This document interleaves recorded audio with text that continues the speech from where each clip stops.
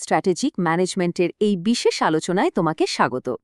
সামনেই পরীক্ষা, তাই চলো আজ সিম 5-6 কোর্সের সবচেয়ে জরুরি ধারণাগুলো একদম সহজ করে বুঝে নিই, যাতে পরীক্ষার খাতায় তুমি খুব কনফিডেন্টের সাথে উত্তর লিখতে পারো।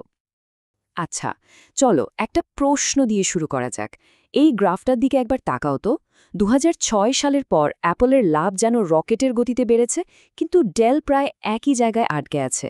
এমনটা কেন হলো জানো? এর পেছনের মূল কারণটাই হলো স্ট্র্যাটেজি। আর এই স্ট্র্যাটেজি জিনিসটা আসলে কি, সেটাই আমরা আজকে ব্যবচ্ছেদ করব। একজন স্ট্র্যাটেজিস্ট যেভাবে চিন্তা করে, আমরা ঠিক সেভাবে এগোব। এই পিরামিডটা খেয়াল করো, এটাই হবে আমাদের আজকের রোডম্যাপ। আমরা এই 5টা ধাপ নিয়ে কথা বলবো। প্রথমে জানব একটা স্ট্র্যাটেজির আসল লক্ষ্য কী, তারপর দেখব সেটা কিভাবে বানানো হয়, এরপর কোম্পানির বাইরের আর ভেতরের অবস্থা বিশ্লেষণ করব, আর সব শেষে সঠিক পথটা বেছে নেব। পরীক্ষার যে কোনো কেস স্টাডি সমাধানের জন্য এই ফ্রেমওয়ার্কটা কিন্তু তোমার জন্য খুবই জরুরি একটা টুল। বেশ, তাহলে চলো প্রথম পর্বে আসা যাক। স্ট্র্যাটেজির চূড়ান্ত লক্ষ্য মানে একটা কোম্পানি আসলে কি অর্জন করতে চায়। কৌশল কিভাবে বানাতে হয় তা জানার আগে আমাদের তো বুঝতে হবে যে কোনো লাভজনক কোম্পানির আসল উদ্দেশ্যটা কি, তাই না? মনে রাখবে, যে কোনো কোম্পানির একদম চূড়ান্ত লক্ষ্য হল শেয়ার হোল্ডার ভ্যালু বাড়ানো। এটা কিন্তু শুধু লাভ করা নয়, এর আসল মানে হল যারা কোম্পানিতে টাকা বিনিয়োগ করেছে তাদের রিটার্ন সর্বোচ্চ করা। এটাই যে কোনো স্ট্র্যাটেজির মূল উদ্দেশ্য। আর এই ভ্যালুটা আসে মূলত দুটো জিনিস থেকে।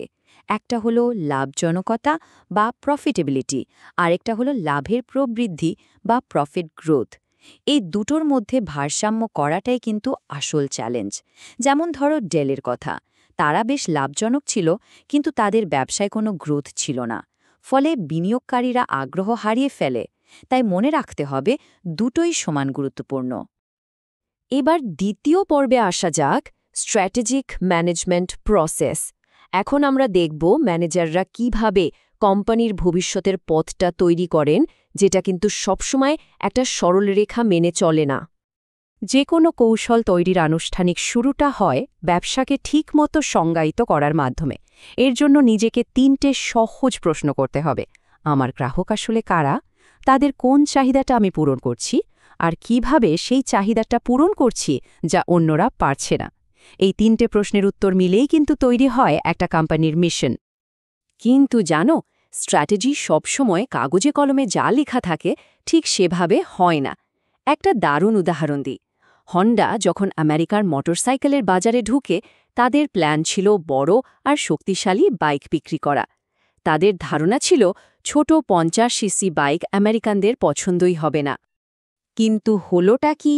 তাদের মূল পরিকল্পনাটা খুব জলদি সমস্যার মুখে পড়ল। বড় বাইকগুলোর বিক্রি তো হচ্ছিলই না, উল্টো ইঞ্জিনের সমস্যা দেখা দিচ্ছিল। সোজা কথায়, তাদের পরিকল্পিত কৌশলটা পুরোপুরি ব্যর্থ হচ্ছিল। আর ঠিক তখনই একটা মজার ঘটনা ঘটল। সিয়ার্স নামে এক বড় রিটেলার তাদের ছোট 50 সিসি বাইকের জন্য একটা অর্ডার দিয়ে বসল। আর এখান থেকেই জন্ম নিল হন্ডার এমার্জেন্ট স্ট্র্যাটেজি বা উদীয়মান কৌশল, মানে যা পরিকল্পনা করা হয়নি, কিন্তু সুযোগ আসায় হঠাৎ করে তৈরি হয়ে গেল। এই অপরিকল্পিত কৌশলটাই হন্ডাকে আমেরিকায় সুপারহিট করে দেয়। পরীক্ষার জন্য ইন্টেন্ডেড স্ট্র্যাটেজি আর এমার্জেন্ট স্ট্র্যাটেজির এই পার্থক্যটা কিন্তু 5 স্টার ইম্পর্টেন্ট। এখান থেকে প্রশ্ন প্রায়ই আসে। চলুন এবার তৃতীয় পর্বে যাই, এক্সটার্নাল অ্যানালাইসিস বা পারিপার্শ্বিক বিশ্লেষণ। একটা সফল কৌশল কিন্তু শুধু কোম্পানির ওপর নির্ভর করে না, বাইরের দুনিয়া, বিশেষ করে ইন্ডাস্ট্রিতে প্রতিযোগিতা কেমন তার উপরও অনেকখানি নির্ভর করে। একটা ইন্ডাস্ট্রিতে লাভ করা কতটা কঠিন বা সহজ তা বোঝার জন্য আমরা মাইকেল পোর্টারের 5 ফোর্সেস মডেল ব্যবহার করি। এটা অনেকটা খেলার মাঠে নামার আগে মাঠের অবস্থাটা দেখে নেওয়ার মতো। এই 5টা শক্তি হল: নতুন কোনো প্রতিযোগী আসার ভয়, বাজারে যারা আছে তাদের মধ্যে রেষারেষি, ক্রেতাদের দর কষানোর ক্ষমতা, সাপ্লায়ারদের দর কষানোর ক্ষমতা, আর তোমার পণ্যের বদলে অন্য কিছু ব্যবহারের হুমকি। পোর্টারের এই মডেলের বাইরেও কিন্তু আর একটা শক্তি আছে, যার কথা বলেছিলেন ইন্টেলের সিইও অ্যান্ডি গ্রোভস।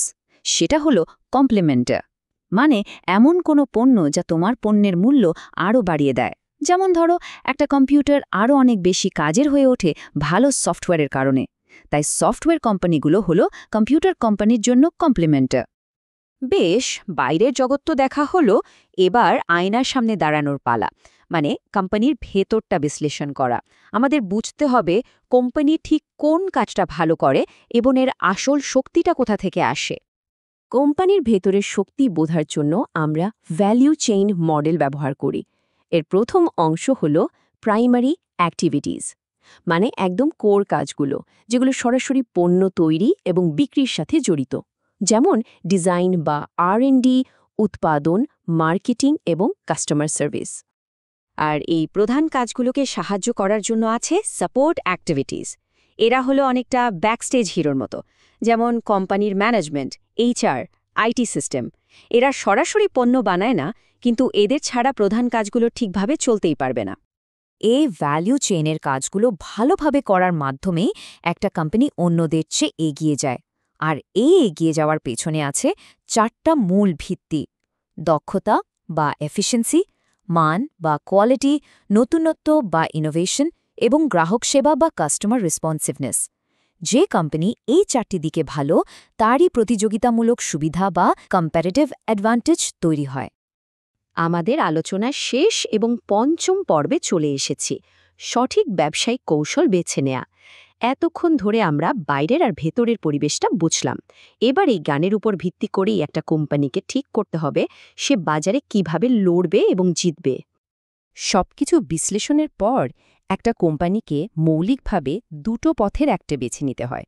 হয় সে হবে কস্ট লিডার, মানে সবার চেয়ে কম খরচে পণ্য বানাবে, যেমনটা করে ওয়ালমার্ট। অথবা সে হবে ডিফারেন্সিয়েটর, মানে এমন কিছু বানাবে যা অন্যদের চেয়ে একদম আলাদা এবং সেরা, যার জন্য মানুষ বেশি দাম দিতেও রাজি, যেমন অ্যাপল। এই টেবিলটা দেখলেই 2টো কৌশলের পার্থক্যটা পানির মতো পরিষ্কার হয়ে যাবে।